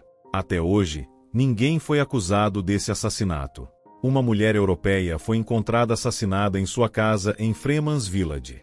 Ninguém foi acusado desse assassinato. Um homem, um funcionário do governo que estava reunindo evidências de crimes financeiros do governo, foi eletrocutado quando foi até sua geladeira pegar uma bebida. Seu filho, que entrou na cozinha e encontrou o corpo do pai preso à geladeira, também foi eletrocutado quando pegou seu pai e tentou retirá-lo. Pai e filho tiveram um funeral duplo, e praticamente toda Antígua compareceu, seja como enlutados, seja como observadores dos enlutados. Até hoje, ninguém entende como uma geladeira comum pode eletrificar alguém que abre a porta, a menos que tenha sido consertada para eletrificar quem a abrisse. Nos meses que antecedem o carnaval, o governador-geral, um homem muito arrogante, com uma esposa ainda mais arrogante, ou um homem muito comum, cuja esposa faz suas compras no supermercado, vai para a Inglaterra. A casa em que ele mora, a casa do governo, fica bem em frente aos terrenos onde os eventos do carnaval acontecem, e ele vai para a Inglaterra porque não suporta o barulho. Quando ele está fora, o primeiro-ministro nomeia uma pessoa, outro homem, para ser governador-geral interino. Esse homem geralmente está ligado ao partido do primeiro-ministro. Um ano, o homem que estava como governador-geral interino morreu enquanto nadava à tarde na piscina de um dos nacionais sírios. Esse homem e os nacionais sírios eram muito bons amigos. Ele era acionista da empresa de carros japoneses deles. Foi ele quem os trouxe para os esquemas do governo. Ele morreu enquanto nadava nesta piscina. Os sírios tinham sofrido uma série de arrombamentos e roubos, e tinham instalado fios elétricos ao redor de sua casa, de modo que, se alguém entrasse, o intruso seria eletrocutado. Eles haviam se esquecido de desligar o fio que levava ou passava pela piscina, e o governador-geral interino foi eletrocutado. Deitado em seu caixão, ele parecia negro, como se tivesse sido queimado por dentro. Seu funeral foi praticamente um desfile, e Antígua nunca tinha visto algo assim. O homem que o sucedeu, o segundo governador-geral interino em 2 meses, adoeceu nesse funeral. Ele disse que estava se sentindo mal. Vomitou. Foi levado para a casa de carro. Depois melhorou. Enquanto assistia ao funeral de outra pessoa importante, ele desmaiou. Vomitou. Médicos, presentes ao funeral como simples enlutados, disseram que não havia nada de errado, mas, para ter certeza, o examinaram e o internaram no hospital. O hospital em Antígua é tão sujo, tão decadente, que mesmo que os melhores médicos e enfermeiros do mundo trabalhassem lá, uma pessoa de outro lugar, Europa ou América do Norte, não se sentiria confiante em deixar um animal doméstico lá. Os médicos disseram que não havia nada de errado com ele, mas, para ter certeza, para garantir, ele foi colocado na UTI. A UTI do hospital é a única parte do hospital que inspiraria confiança em um doente, e para um homem tão proeminente quanto ele, era a única coisa a fazer. Seus amigos o visitaram no hospital. Ele contou piadas. Eles riram. Disseram, "Te vejo amanhã." Eles o deixaram. Ele morreu. Eles ficaram surpresos, porque ele parecia o mesmo de sempre. Era seu coração. Ele tinha problemas cardíacos. Ele foi envenenado. Como pode seu coração fazer você vomitar e espumar pela boca, cair em um estado de torpor e depois se recuperar e seguir como antes? 2 vezes ele adoeceu em funerais, então deve ter sido algo que ele comeu. Bradley Carrot, o nome do terceiro governador-geral interino em 2 meses, está olhando para trás. Todos os ministros do governo vão para o exterior para tratamento médico. Nenhum deles ficaria no hospital aqui.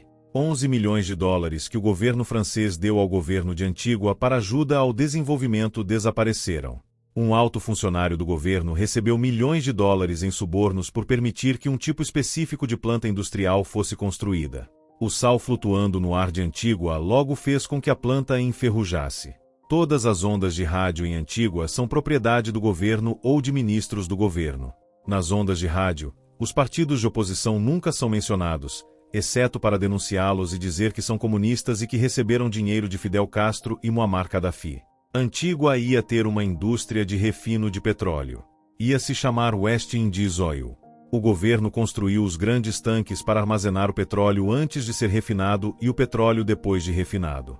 Eles construíram uma plataforma bem longe no mar, onde os grandes petroleiros carregariam e descarregariam a carga. O governo construiu uma refinaria. Algo deu errado. A refinaria está enferrujando. Os tanques estão enferrujando. A plataforma está enferrujando. O estrangeiro que fez as coisas ruins no Extremo Oriente estava envolvido nisso. Ele não está enferrujando. Ele é muito rico e viaja pelo mundo com passaporte diplomático emitido pelo governo de Antígua. Ele tem mais planos. Ele quer construir para o povo de Antígua um museu e uma biblioteca. Os documentos da família de traficantes de escravos de Barbuda, os Condringtons, os registros de seu tráfico de vidas humanas, estavam sendo leiloados. O governo de Antígua fez uma oferta por eles. Alguém fez uma oferta maior. Ele era o estrangeiro. A sua oferta foi a vencedora. Ele então fez um presente desses documentos para o povo de Antígua. E o que isso significa? Os registros de um grupo de inimigos, comprados por outro inimigo, dados ao povo que foi vítima deles como um presente. As pessoas que entram na administração do governo nem sempre foram tão grandes ladrões, nem sempre foram tão corruptas. Elas pegavam coisas, mas era em pequena escala. Por exemplo, se o governo construía algumas casas novas para serem vendidas para o povo, então 1 ou 2 ministros pegavam algumas das casas para si. Eles as vendiam diretamente ou alugavam.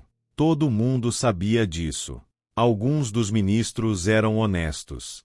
Um deles, um famoso em Antígua, um líder do movimento do Sindicato de Comércio e Trabalho, até morreu um pobre.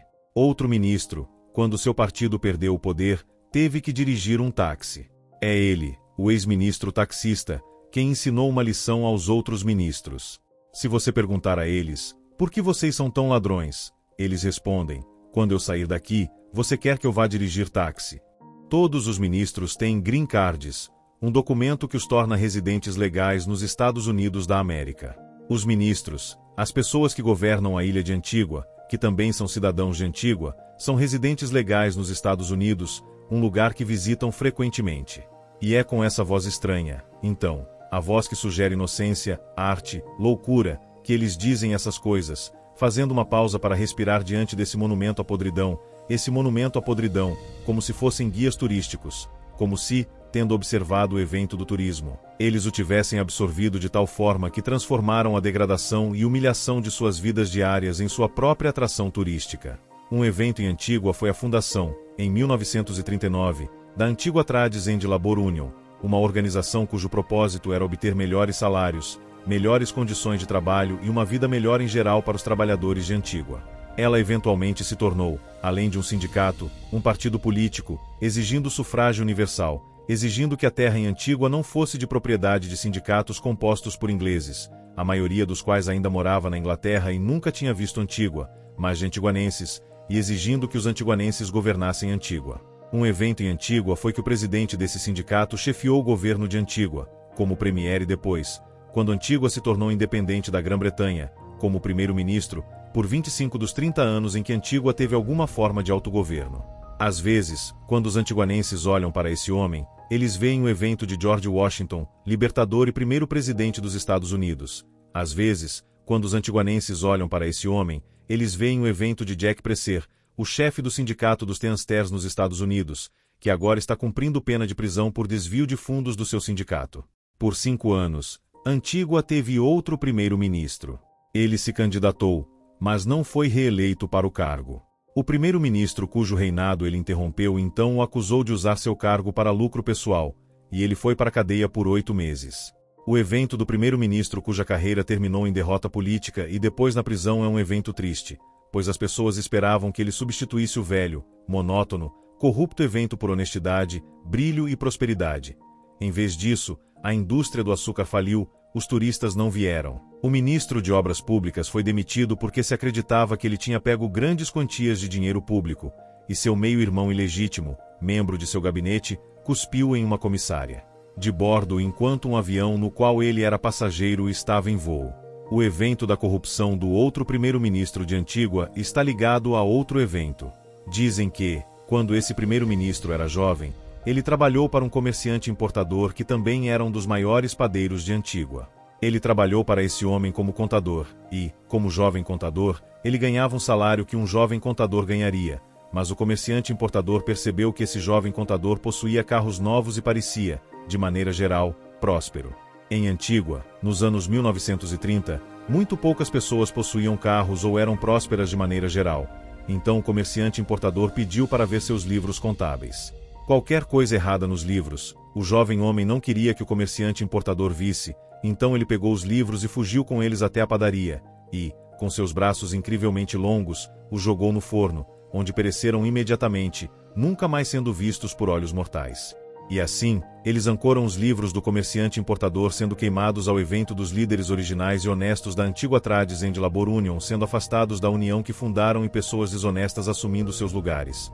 E eles ancoram isso ao declínio de um tipo de colonialismo, sua degradação e sua própria forma de corrupção, e ancoram isso a este homem, esse primeiro-ministro, que de tempos em tempos parecia ser um bom homem, tão bem ele conseguia explicar o dilema em que os antiguanenses comuns se viam. Eles ancoram tudo isso a esse outro evento. Em Antígua, quando um homem entra para o ramo de negócios, ele coloca uma placa anunciando isso, e na placa ele declara o tipo de negócio que está disposto a realizar e declara seu próprio nome, seguido das palavras e filho, de forma que pode ser lido assim: David Adril e Filho, marceneiro e carpinteiro. Em Antígua, as pessoas dizem que o homem que tem chefiado o governo por 25 anos talvez agora pense que o governo de Antígua seja seu próprio negócio, pois 2 de seus filhos são membros de seu gabinete, ocupando os postos mais importantes depois do cargo de primeiro-ministro. Eles estão responsáveis pelo tesouro, turismo, obras públicas, departamentos do governo através dos quais grandes quantias de dinheiro circulam. E depois de olharem para o pai e os filhos, eles dizem: e agora? Porque lhes ocorre que uma família que tem exercido o poder político por tantos anos talvez não o largue facilmente, talvez não o largue se ver derrotada nas urnas, talvez não se deixe derrotar nas urnas, talvez nem permita que haja urnas. Eles notam que Antígua tem um exército de certo tipo, um exército que só pode ficar parado como decoração, como aconteceu em Granada quando os Estados Unidos invadiram a ilha. Um exército, então, que só pode emprestar legitimidade a atos ilegítimos. E embora esse exército não possa realmente travar uma guerra, não seja treinado para lutar de verdade em Antígua, afinal, não tem inimigos, os homens desse exército podem atirar nas pessoas. E se eles não podem travar uma guerra, mas podem atirar nas pessoas, em quem eles atirarão? E então as pessoas veem ancorado a esse pai e seus 2 filhos que têm exercido poder em Antígua por tantos anos, e que talvez tenham dificuldade em renunciar a esse poder e sentar-se em Nova York gastando o conteúdo de suas enormes contas bancárias, o evento do Haiti e dos Duvaliers. O pai, dizem, está velho e fraco, e precisa de injeções diárias de coisas poderosas para mantê-lo funcionando. Então, apontam para um dos filhos. Dizem o quanto ele os lembra de Baby Doc e da vida opulenta e divertida que ele levou em seu país empobrecido. E apontam para o outro filho e dizem que o lembram de Papa Doc, pois ele é o filho implacável, aquele que não tem medo de nada, o que não vai renunciar ao seu cargo no governo, embora não tenha conseguido justificar grandes somas de dinheiro para projetos de obras públicas. Mas então, sentados com a perspectiva desse evento à sua frente, eles, os antiguanenses, dizem: talvez não, talvez esse evento não seja o evento que acontecerá, porque o filho parecido com Baby Doc, que ama a opulência e a diversão, realmente ama a opulência e a diversão, e como Baby Doc, ele não é realmente um líder. E o outro filho, o filho parecido com Papa Doc, está morrendo de leucemia ou alguma outra doença sanguínea terrível e tem que ir a Nova York todo mês para tratamento. E então, eles imaginam outro evento, o evento de Maurice Bishop em Granada, e imaginam que tal homem aparecerá em Antígua e fará coisas semelhantes às de Maurice Bishop e dirá coisas semelhantes às de Maurice Bishop e terá um fim semelhante ao de Maurice Bishop e morte, só que desta vez pelas mãos dos americanos. Antígua é bonita. Antígua é bonita demais. Às vezes, sua beleza parece irreal. Às vezes, a beleza de Antígua parece como se fosse cenário de uma peça de teatro, pois nenhum pôr do sol real poderia ser assim. Nenhuma água do mar real poderia ter tantas tonalidades de azul ao mesmo tempo. Nenhum céu real poderia ser daquela cor de azul, uma cor de azul completamente diferente das tonalidades de azul vistas no mar. E nenhuma nuvem real poderia ser tão branca e flutuar daquela maneira no céu azul. Nenhum dia real poderia ser tão ensolarado e brilhante, fazendo tudo parecer transparente e raso.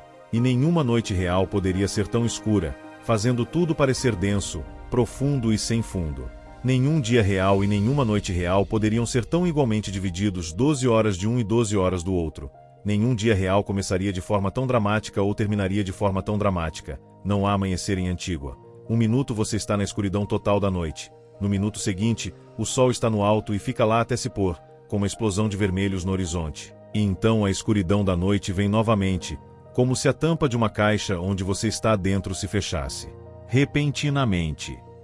Nenhuma areia real e nenhuma praia real é tão fina ou tão branca, em alguns lugares, ou tão rosa, em outros lugares. Nenhuma flor real poderia ter esses tons de vermelho, roxo, amarelo, laranja, azul, branco. Nenhum lírio real floresceria somente à noite e perfumaria o ar com uma doçura tão intensa que te faria se sentir um pouco enjoado. Nenhuma terra real tem essa cor de marrom. Nenhuma grama real tem esse tom de verde deteriorado e decadente, falta de chuva. Nenhuma vaca real se parece tão mal enquanto se alimenta da grama de aparência irreal no pasto de aparência irreal, e nenhuma vaca real parece tão miserável como algumas garças brancas de aparência irreal que ficam em suas costas comendo insetos. Nenhuma chuva real cairia com tanta força, a ponto de destruir a terra seca. Nenhuma aldeia real e nenhum campo real teria o nome de Table Hill Gordon, e nenhuma aldeia com esse nome seria tão bonita em sua pobreza, sua simplicidade, suas casas de um quarto pintadas com tons irreais de rosa, amarelo e verde, um cachorro dormindo na sombra, algumas moscas dormindo no canto da boca do cachorro. Ou o mercado numa manhã de sábado, onde as cores das frutas e dos vegetais, as cores das roupas que as pessoas estão vestindo, a cor do próprio dia, a cor do mar nas proximidades, e a cor do céu, que está logo acima e parece tão perto que você poderia esticar a mão e tocá-lo, e a forma como as pessoas ali falam inglês, elas quebram a língua. E como podem estar zangadas umas com as outras e o som que elas fazem quando riem, tudo isso é tão bonito. Tudo isso não é real como qualquer outra coisa. Real que existe. É como se, então, a belezas do mar, da terra, do ar, das árvores, do mercado, das pessoas, dos sons que elas fazem fosse uma prisão, e como se tudo e todos dentro dela estivessem trancados e tudo e todos que não estão dentro dela estivessem trancados do lado de fora. E o que isso pode fazer com as pessoas comuns que vivem desse jeito todos os dias? O que isso pode fazer com elas viverem em um ambiente tão intensificado e elevado dia após dia? Elas não têm nada com que comparar essa constante incrível, nenhum grande momento histórico para comparar como são agora com o que eram antes. Nenhuma revolução industrial, nenhuma revolução de qualquer tipo, nenhuma era de nada, nenhuma guerra mundial, nenhuma década de turbulência equilibrada por décadas de calma. Nada, então, natural ou não natural, que deixe uma marca em seu caráter. É só uma pequena ilha. A maneira irreal como ela é bonita agora é a mesma maneira irreal como ela sempre foi bonita. A maneira irreal como ela é bonita agora que são um povo livre é a mesma maneira irreal como ela era bonita quando eram escravizados. Novamente, Antígua é dessa cidade, uma ilha pequena. Tem 9 milhas de largura por 12 milhas de comprimento. Foi descoberta por Cristóvão Colombo em 1493. Não muito tempo depois, foi colonizada por lixo humano da Europa, que usou pessoas de origem africana, escravizadas, mas nobres e exaltadas, para satisfazer seu desejo por riqueza e poder, para se sentirem melhores sobre sua própria existência miserável, para que pudessem se sentir menos sojinhos e vazios, uma doença europeia. Eventualmente, os senhores foram embora, de uma certa forma. Eventualmente, os escravizados foram libertados, de uma certa forma. As pessoas em Antígua agora, as pessoas que realmente se consideram antiguanenses, e as pessoas que viriam imediatamente à sua mente quando você pensa sobre como poderiam ser os antiguanenses. Quero dizer, supondo que você pensasse sobre isso, são os descendentes dessas pessoas nobres e exaltadas, os escravizados. Claro, a questão toda é que, uma vez que você deixa de ser um senhor, uma vez que você se livra do jugo do senhor, você deixa de ser lixo humano, você é apenas um ser humano, e tudo o que isso implica. Da mesma forma, com os escravizados. Uma vez que eles deixam de ser escravizados, uma vez que são livres, eles deixam de ser nobres e exaltados. Eles são apenas seres humanos. Fim do livro. Comentários. Um Lugar Pequeno é um livro impactante em que Jamaica Kincaid reflete sobre a realidade de Antígua, sua terra natal. Em uma combinação de memórias, história e crítica social, a autora convida o leitor a enxergar a ilha de forma profunda, revelando as camadas de beleza e contradição que definem sua existência. A narrativa começa com uma provocação. Kincaid coloca o leitor no papel de um turista que chega a Antígua, deslumbrado pela paisagem paradisíaca. Mas essa visão superficial logo é confrontada pela realidade. A autora denuncia como o turismo, aparentemente inofensivo, perpétua uma relação de exploração. Os visitantes desfrutam da ilha como um refúgio exótico, mas ignoram a pobreza, a desigualdade e as cicatrizes deixadas por séculos de colonialismo. Kincaid revisita o passado colonial de Antígua, expondo a brutalidade da escravidão e o impacto devastador do domínio britânico. Ela argumenta que o colonialismo destruiu mais do que a estrutura econômica da ilha. Ele corroeu a identidade cultural e a autoestima do povo. Mesmo após a independência, a herança colonial continua a influenciar a vida em Antígua. A autora também critica duramente a corrupção dos líderes locais, que, após a independência em 1981, passaram a repetir os mesmos padrões de exploração dos colonizadores. Hospitais abandonados, escolas precárias e a falta de serviços básicos são reflexos de um governo que prioriza o enriquecimento próprio, em detrimento do bem-estar da população. Apesar disso, a beleza natural de Antígua permanece como um paradoxo. Kincaid descreve paisagens deslumbrantes, o azul vibrante do mar, o céu infinito, as flores de cores intensas. Mas, para ela, essa beleza funciona como uma prisão, mascarando os problemas estruturais e sociais que os turistas raramente enxergam. A mensagem de Um Lugar Pequeno é direta e poderosa. Precisamos reconhecer as injustiças ocultas sob as aparências. Com uma escrita irônica, emocional e profundamente pessoal, Jamaica Kincaid desafia o leitor a confrontar questões de privilégio, poder e história. Ao final, Um Lugar Pequeno é mais do que um livro sobre Antígua. É um chamado à reflexão sobre o mundo que construímos, nossas responsabilidades como visitantes de outras culturas e a forma como a história molda as vidas de povos inteiros. É uma obra que, embora breve, carrega uma força inesquecível.